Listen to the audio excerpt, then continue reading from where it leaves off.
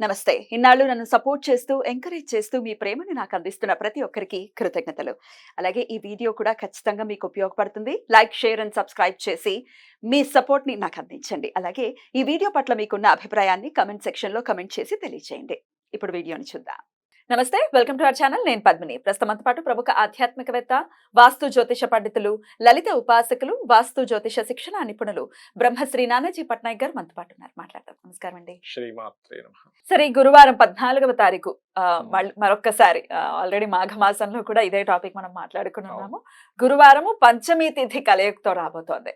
మరి గురు పంచమి యోగం ఖచ్చితంగా ఉంటుంది కాబట్టి అట్లాంటి రోజుని ఎలా వినియోగించుకోవచ్చు? పాల్గొన మాసంలో వస్తోంది కాబట్టి ఇంకేమైనా వైశిష్ట్యం ఉంటుందా? ఒకసారి మీ ద్వారా. ఉంటుంది, తప్పకుండా ఉంటుంది. ఎప్పుడైనా సరే భరణీ నక్షత్రంతో కూడిన పంచమి గురువారం వస్తే గనక శివునికి చందనముతో అభిషేకం చేయాలి, చందనం రాయాలని చెప్తుంది శాస్త్రం. చందనం గనక శివునికి, శివలింగాన్ని గనక చేయగలిగితే, చందనం శివుడికి, అదేవిధంగా గురు సంబంధించినటువంటిది అంటే దత్తాత్రేయ ఆరాధన చేయగలిగితే, ఇప్పుడు ప్రస్తుతం కూడా గురుగ్రహము మనకి భరణి నక్షత్రంలో సంచరిస్తున్నాడు. అవును, గోచార రీత్యా అది కేవలం 12 సంవత్సరాలకు ఒకసారి వస్తుంది ఆ యోగం అనేటువంటిది, ప్రతిసారి రాదు అది. ఇలా వచ్చినప్పుడు ప్రత్యేకంగా మరలా మీకు పంచమి కలవాలి. అంటే పంచమి అది ఉండేటువంటి ఆ 13.20 డిగ్రీస్ లో సంచరించేటప్పుడు ఒక రోజు పంచమి వస్తుంది. అయితే గురువారం రావడం చాలా రేర్ గా వస్తూ ఉంటుంది. గురువారము పంచమి భరణి నక్షత్రము ఆ రోజు గురు గ్రహం కనుక ఉన్నప్పుడు కలిగే ఫలితాలు ఏమిటి అంటే, మనకి భరణి నక్షత్రానికి అధిదేవత అని ఉంటారు. నక్షత్ర దేవత వేరు, అధిదేవత వేరు. నక్షత్ర దేవత అనేటువంటి శుక్రుడు, నక్షత్రాధిపతి ఎవరైతే ఉన్నారో. అధిదేవత కనుక తీసుకుంటే యముడు తీసుకుంటాం. ఇప్పుడు చూడండి, యమబాధలు అంటారు చూసారా? అంటే యమబాధలు అంటే మనకి వేటి వల్ల వస్తాయి? ఏదైనా వాళ్ళు ఉన్నటువంటి రంగంలో, ఆ రంగంలో స్పెసిఫిక్ గా ఇబ్బంది పడుతున్నారు, అదే యమబాధ వాళ్ళకి. ఉద్యోగం సరిగ్గా అంటే ఉద్యోగంలో బాస్ ఇబ్బంది పెడుతున్నాడు, అదో కొలిక్స్ ఇబ్బంది పెడుతున్నదో యమబాధ. మనకి ఇంట్లో అత్తాకోడలకు పడట్లేదు, లేకపోతే మనకి ఆడపడుచుతో పడట్లేదు, తోటకూడలతో పడట్లేదు, అయ్యో పక్కనున్న నైబర్స్ తో కూడా పడట్లేదు. నేను ఒక ఇంటికి వెళ్తే అదే పరిస్థితి. వాళ్ళు అదేదో ఆ గోడ ఏదో కలిపి కట్టేస్తున్నారంటే వీళ్ళు చెప్తున్నా వినిపించుకోవట్లేదు, అదొక గోల. అంటే నా ఉద్దేశం ఏంటంటే, మీకు యముడే ప్రత్యక్షంగా వచ్చి ఒక యమబాధ ఇవ్వాల్సిన పని లేదు ఇక్కడ. మీరు దానివల్ల స్ట్రెస్ అవుతున్నారు, ఏదైనా ఒక పర్టికులర్గా ఒక విషయం మీద బాగా ఇబ్బంది పడుతున్నారు అంటే, దానికి మీ జన్మజాతకంలో ఎక్కడో బాధకుడు యొక్క ప్రభావం ఎక్కువగా ఉంటుంది. బాధకుడు అంటారు అంటే ప్రతి లగ్నానికి బాధకుడు ఉంటారు. మేష లగ్నానికి చరాధిపతి అంటే చర లగ్నాలకన్నిటికీ కూడా 11th లార్డు, స్థిర లగ్నాలకు అందరికీ కూడా 9th లార్డు, దిస్వభావ లగ్నాలకి సప్తమాధిపతి, అదేవిధంగా మరలా చర లగ్నాలకి లాభాధిపతి అని చెప్తూ ఉంటారు. ఆ రకంగా బాధకుడి యొక్క ఇంపాక్ట్ ఎక్కువగా ఉన్నా కూడా, అదేవిధంగా కొంతమందికి ఏమవుతుంటుందంటే, ఈ నక్షత్రాలన్నీ బాధక సంబంధంలో పడతాయి. ఈ గ్రహాలన్నీ కూడా వెళ్ళి బాధక నక్షత్ర సంబంధం అన్ని పడతాయి కొంతమందికి. అలాంటి వాళ్ళకి ఏమవుతుంటుందంటే ఎక్కువ బాధలు పడడం జరుగుతూ ఉంటుంది. అంటే ఎలా పడతాయి అంటే, 3rd హౌస్ కనెక్టివిటీస్ తో కానీ, 8th హౌస్ కనెక్టివిటీస్ తో కానీ. 8th హౌస్ కనెక్టివిటీస్ తో పడితే ఏమవుతుందంటే సడన్ ఇబ్బంది వల్ల ఇంకోటి ఏదో స్ట్రెస్ వీళ్ళని వెంటాడడం, ఇవి జరుగుతూ ఉంటాయి ప్రతిసారి కూడా.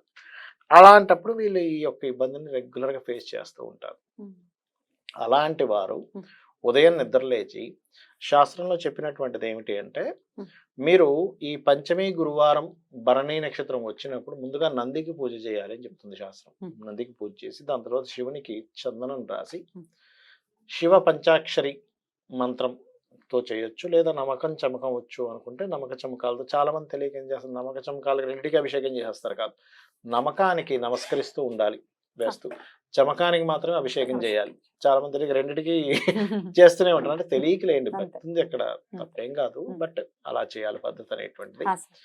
ఆ రకంగా చేసినట్లయితే వీళ్ళు ఏదైతే యమ బాధలు పడుతుంటారో ఆ యమ బాధలు తొలగిపోతే, దీంతో పాటు దక్షిణం వైపు తిరిగి 11 మార్లు ఓం యమాయ నమః అనే నామస్మరణ చేస్తే కూడా వీళ్ళకి అంటే సిస్టమేటిక్ గా జరుగుతుంది. యముని యొక్క పూజ ఏంటి అంటే శాస్త్రంలో చెప్పబడిందమ్మా యమ పూజ. అంటే మీకు సిస్టమేటిక్ గా లేదు లైఫ్. యముడు అంటే యమ నియమములు అంటారు, మీరు వినే ఉంటారు, యమ నియమములు అంటాం. యముడు అనే పదం ఎందుకు వచ్చిందంటే ఒక సిస్టమేటిక్ కారకుడు. అంటే ఈ విశ్వంలో ఉన్నటువంటి జగత్తులో పుట్టే ప్రతి ప్రాణి గిట్టక మాంద అంటారు. దాన్ని మళ్ళీ ఒక సిస్టమాటిక్ లోకి తీసుకెళ్ళాలి. Correct. అలా మీ లైఫ్ అనేటువంటిది ఒక సిస్టమాటిక్ గా తయారవుతుంది. యముణ్ణి గనక ఈ పర్టికులర్ గా ఈ టైంలో ఈ టైంలో ఎప్పుడు పడితే చేసుకుంటే. అప్పుడు ఆయన దండం పెట్టడం కాదు, ఎప్పుడు ఆయన ప్రీతికి ఎక్కువ పాత్ర తప్పేం లేదు. అంటే ఒకటి sir. రోజు ఉదయం పూట ఒకసారి నమస్కారం చేసుకోమని చెప్తుంది. చెయ్యొచ్చు, కానీ భయపడతారు కదా సార్. భయపడతారు కానీ మ్మ్. భయపడాల్సిన అవసరం లేదు అసలు. మనం భయపడుతున్నాం, తెలియక సబ్జెక్ట్ తెలియక భయపడుతున్నాం. భయపడాల్సిన విషయాల్లో భయపడట్లేదు.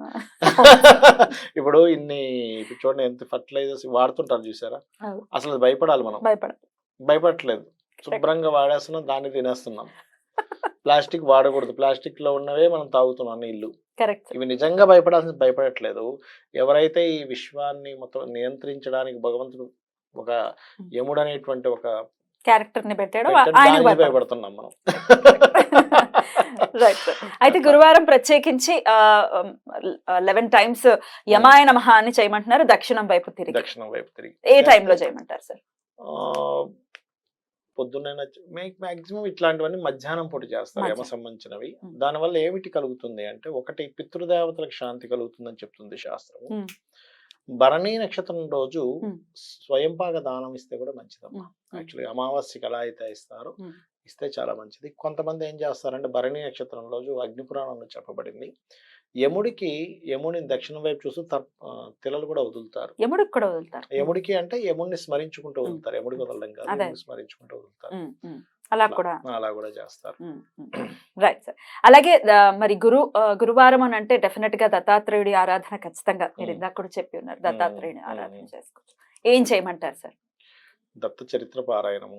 అసలు దత్తుడి యొక్క స్వరూపం ఏంటని అర్థం చేసుకోవడం. దత్త చరిత్ర అంటే మొత్తం చదివేసుకుంటూ వెళ్ళిపోవడం కదా. అసలు గురువు అంటే ఎవరు, గురువు యొక్క ప్రాముఖ్యత ఏమిటి, దాన్ని అర్థం చేసుకోవడం. గురుచరిత్ర పారాయణం చేసినా, దత్త చరిత్ర పారాయణం చేసినా, మనం ఒక లైన్ చదివినా కూడా అసలు దత్తుడు అంటే ఎవరు అనేది అర్థం చేసుకోవాలి. బ్రహ్మ విష్ణు మహేశ్వర స్వరూపము. ఆ బ్రహ్మ విష్ణు మహేశ్వర స్వరూపంలో వచ్చారు అంటే, ఒక్క దత్తుడిని కనుక మనం పూజించగలిగితే మన సృష్టి స్థితి లయాన్ని కరెక్ట్ గా వెళ్తాయి. కరెక్ట్. అది అర్థం చేసుకుంటే అవుతుంది. ఇంకోటి ఏంటంటే, ఇక్కడ మనం ఎంతసేపు కూడా ఈ పూజ చేస్తే నాకు ఈ ఫలితం వస్తుంది అనే దానికంటే కూడా నేను చెప్పేది ఒకటే, ఎప్పుడు కూడా ఫలితం ఎలాగో వస్తుంది. పరమేశ్వరుడు చేసుకుంటే మనం ఫలితం కోసమే చూస్తే లెక్కలు కట్టేసుకుని ఉంటాం. ఈ పూజ చేసిన ఏమైంది ఈ ఫలితం, అదేదో మనం దీంట్లో ఇన్వెస్ట్మెంట్ చేసాం ఇంకా రిటర్న్స్ రాలేదన్నట్టుగా, ఇదేదో ఇన్వెస్ట్మెంట్ రిటర్న్స్ కాదు, బిజినెస్ కాదు, ఇది బిజినెస్ కాదు. ఇదంతా ఏంటంటే, మనకు ఆల్రెడీ భగవంతుడు ప్రసాదించాడు కాబట్టి మనం ఆ భగవంతుడి కృతజ్ఞతతో చేసేటువంటిది. ఈ కాన్సెప్ట్ మైండ్ లో ఎంత బాగా నాటుకుంటే మీ లైఫ్ అంత బాగుంటుంది. యముడు అనేటువంటి పాత్ర కనుక మనకు లేకపోతే ఎంత ఇబ్బంది చెప్పమంటారా? ఒక మనిషి రోగంతో ఉన్నాడు, ప్రాణం పోకపోతే గానీ ఆయనకి శాంతి ఉండదు. అప్పుడు మరి ఎవరు చేయాలి ఆ పని? యముడే చేయాలి. యమకింకరుల్ని పంపించి అయినా చేయాలి. యమకింకరులనే పంపిస్తాడు, యముడు డైరెక్ట్ గా రాడు. యముడు ఎప్పుడు వస్తాడంటే, మహాభక్తులు అంటే కొంచెం చూడండి, మనకి సొసైటీలో పెద్దవాళ్ళని అరెస్ట్ చేయాలంటే డిఐజీ గారు పెద్దతను వస్తాడు, చిన్న చిన్న వాళ్ళని అయితే పోలీసులు వచ్చి అలాగా కానిస్టేబుల్ వచ్చి పట్టుకెళ్ళిపోతారు. పెద్దోడు అనుకోండి, ఆయనకి పెద్ద స్పెషల్ బ్రాంచ్ నుంచి ఒక వ్యక్తి వచ్చి ఆయన అరెస్ట్ చేసేది. ఇది కూడా అంతే. మహాభక్తుడు అయితే ఆయన గౌరవంగా వస్తారు. ఇప్పుడు మార్కండేయుడి విషయంలో అదే జరుగుతుంది కదా. ఫస్ట్ యమకింకరులు వెళ్ళలేకపోతున్నాం, అమ్మో మేము అతని దగ్గర వెళ్ళలేమండి అంటారు. అలా ఏంటంటే చాలా గొప్ప విషయం. యమ దర్శనమే చాలా గొప్ప విషయంగా చెప్తుంటారు. అందరికీ యమ దర్శనం జరగదు, యమపురి అందరూ వెళ్ళలేరు, అంత ఈజీ కాదు. మనకి అగ్నిపురాణం చెప్తుంది అంత ఈజీ అనుకుంటా యముడి దగ్గరికి వెళ్ళడం. యమ దర్శనం కూడా చాలా గొప్పది. సూర్యనారాయణ మూర్తి బిడ్డ ఆ మాత్రం ఉండదేంటి మరి? యమ దర్శనం అంటే మామూలు విషయం. Correct sir. ఆయన అనుగ్రహం ఖచ్చితంగా ఉండాలి. అపమృత్యు దోషాల నుంచి బయటపడాలంటే ఆయన అనుగ్రహం ఉండాలి ఖచ్చితంగా. రైట్ సార్, చాలా బ్యూటిఫుల్ గా ఎక్స్ప్లెయిన్ చేశారు sir. Thank you so very much. నమస్తే. శ్రీమాత్రే నమః.